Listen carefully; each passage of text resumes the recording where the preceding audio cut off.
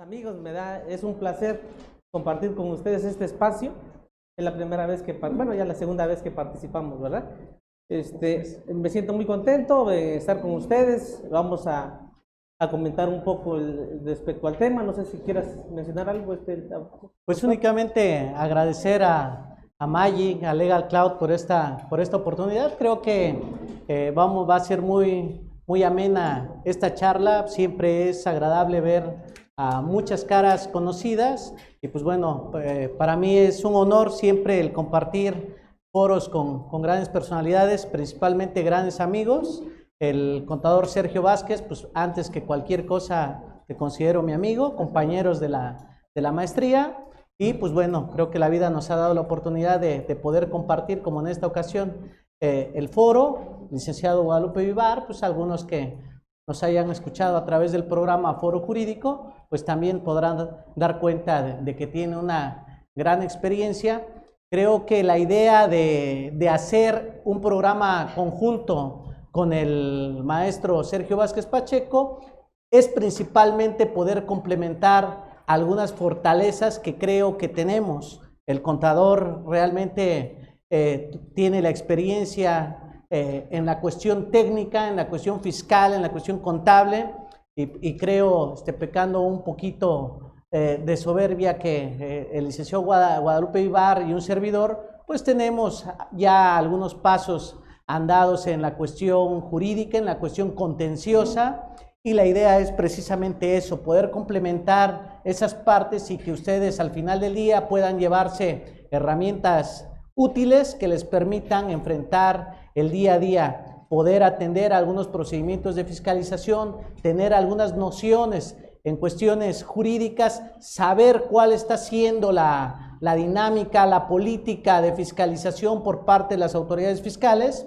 y pues bueno, ojalá que no sea el caso de que tengan que llegar a algún litigio, pero indiscutiblemente los comentarios del licenciado Guadalupe Vivar van a ser muy oportunos.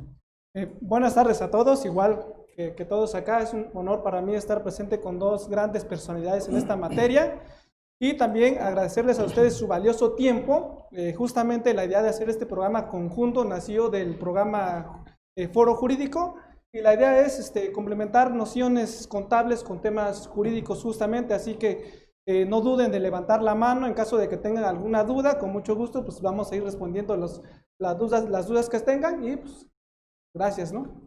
Y como alguien tiene que trabajar, amigo, yo me voy a jalar mi sillita de aquel lado para no... Sería oportuno, a mí me gustaría saber, por ejemplo, Diego, para conocer a nuestro público, que nos pudieran levantar la mano quiénes son contadores acá.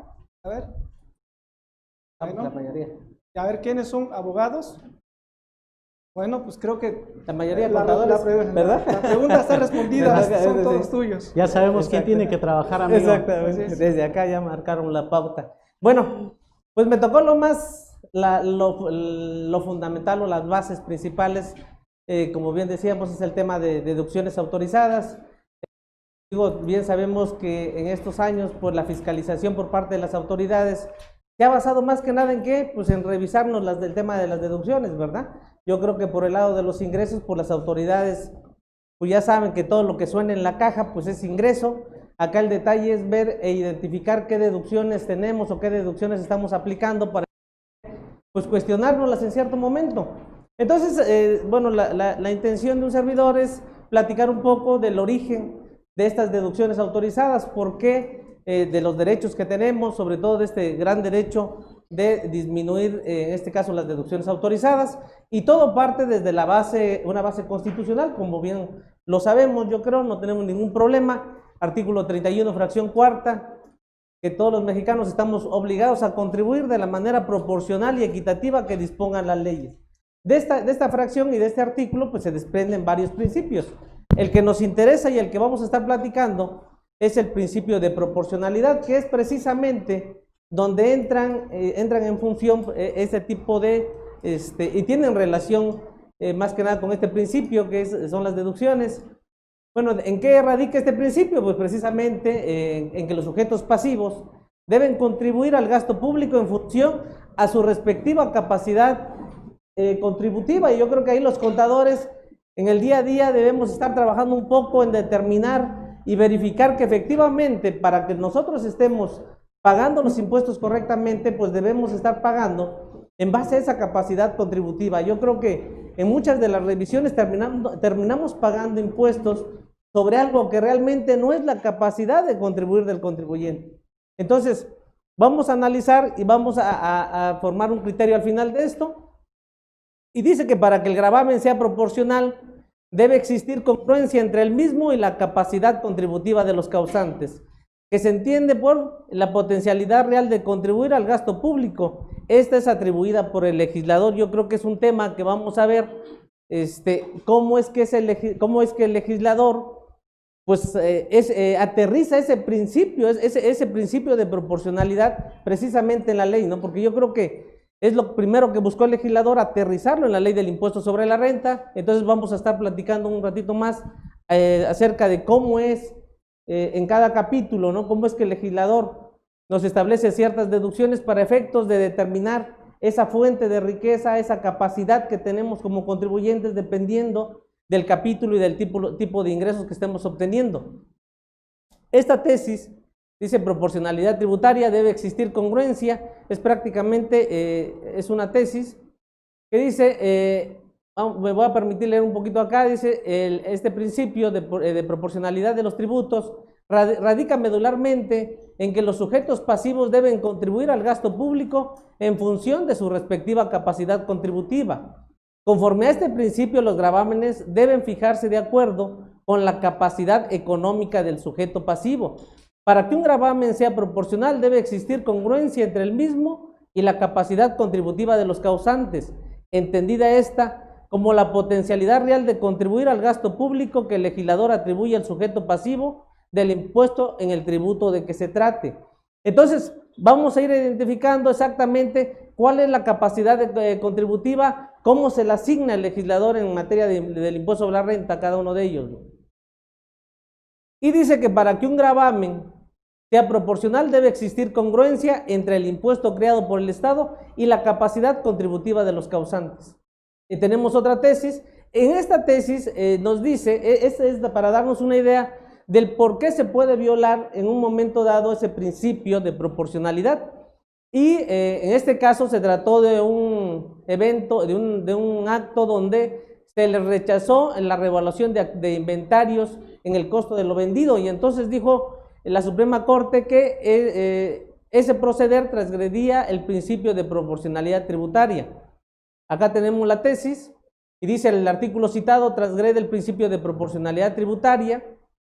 Dice: el hecho de no reconocer el efecto inflacionario en la evaluación de los inventarios o del costo de lo vendido provoca que la renta gravable se determine en una forma que no resulta acorde a la capacidad contributiva.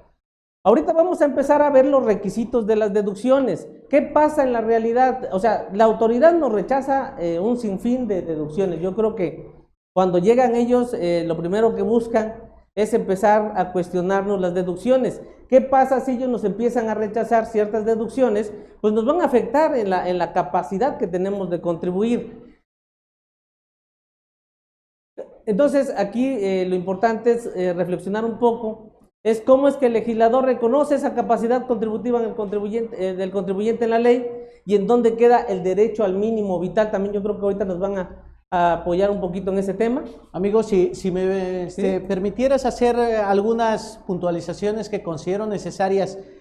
No quiero dar por hecho el que todos ustedes ya saben que el artículo 31 constitucional en su fracción 4 se encuentra el fundamento para el pago de las contribuciones, y que en esa fracción encontramos lo que conocemos como principios de justicia fiscal o de justicia tributaria. Uno de esos principios, pues precisamente es el de proporcionalidad. Pero ¿por qué esta tarde vamos a hablar de proporcionalidad si estamos hablando de deducciones?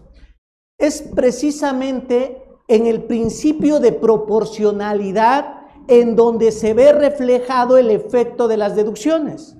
¿Sí? Los otros principios, pues ya igual un poquito presuponiendo el hecho de que ya se conocen, pues el principio de legalidad, el principio de equidad y el principio de destino al gasto público. ¿En qué se va a ejercer todo ese recurso que se capte a través del cobro de contribuciones? Pues eso es precisamente a través del gasto público, obra.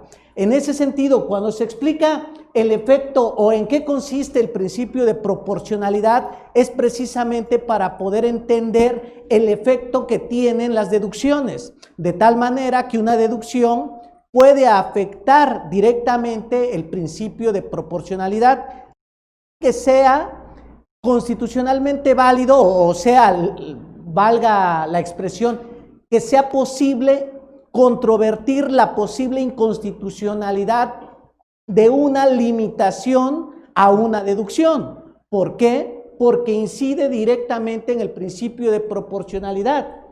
No así o no necesariamente, tendremos que matizar este principio. Más adelante el licenciado Guadalupe Vivar también explicará lo que es el principio de legalidad y que no debe de confundirse con el principio de legalidad tributaria, que no debe de confundirse con el principio de legalidad genéricamente conocido y que se encuentra en el artículo 16 constitucional. Únicamente la precisión, amigo. ¿Algo que quieras comentar? Sí, más que nada, en relación al principio de proporcionalidad, es el principio sobre la cual el legislador tiene que redactar o distribuir o precisar una contribución, pero su parte contraria es la no confiscatoriedad, es decir, que es el límite que tiene que respetar el legislador, de tal manera que los gravámenes no sean confiscatorios. Y esto tiene que ver un poco con el tema del mínimo vital.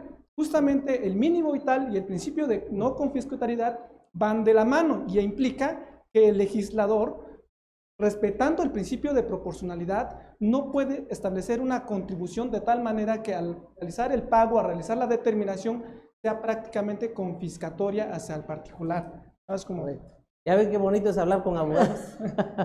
Correcto. También la precisión es, si son conceptos que de alguna manera no estuvieran tan familiarizados, con toda confianza, por favor, levanten la mano y vamos aclarando con la finalidad de que la charla también sea en la mayor medida de lo posible comprensible para los contadores. Bueno, aquí una pequeña lámina en el sentido de tratar de explicarles cómo nos podría afectar o cómo nos afecta en realidad en cuanto a la capacidad que tenemos para contribuir el hecho de las deducciones autorizadas, ¿no? Digo, como contadores, pues sabemos muy bien que es ingreso menos deducción y nos da una manifestación de riqueza sobre la cual el legislador ya impuso una tasa, una tarifa para efectos de poder contribuir. Eso no tenemos ningún problema, pero el exceso de requisitos formales y en la actualidad requisitos sustanciales, eso que normalmente o que famosamente llamamos la materialidad, pues esos requisitos, ese exceso, están haciendo de que esa deducción autorizada, pues lógico es que siempre disminuya, ¿no? Es lo principalmente, es lo que se busca, o lo que buscan las autoridades es pasar este filtro de requisitos formales y sustanciales y desde luego pues lograr obtener una deducción real o disminuida en su caso, cosa que nos va a hacer que la manifestación real de la riqueza no sea real.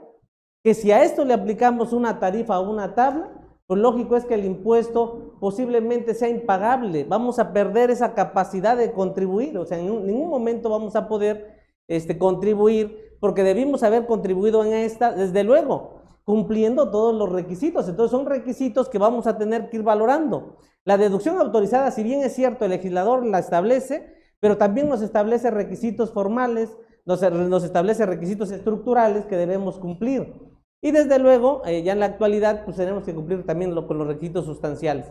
Pero por los excesos, yo creo que hemos caído, pues sí tenemos siempre una disminución de esas deducciones y en consecuencia una manifestación de riqueza que no es real, ¿verdad? Aquí un pequeño cálculo para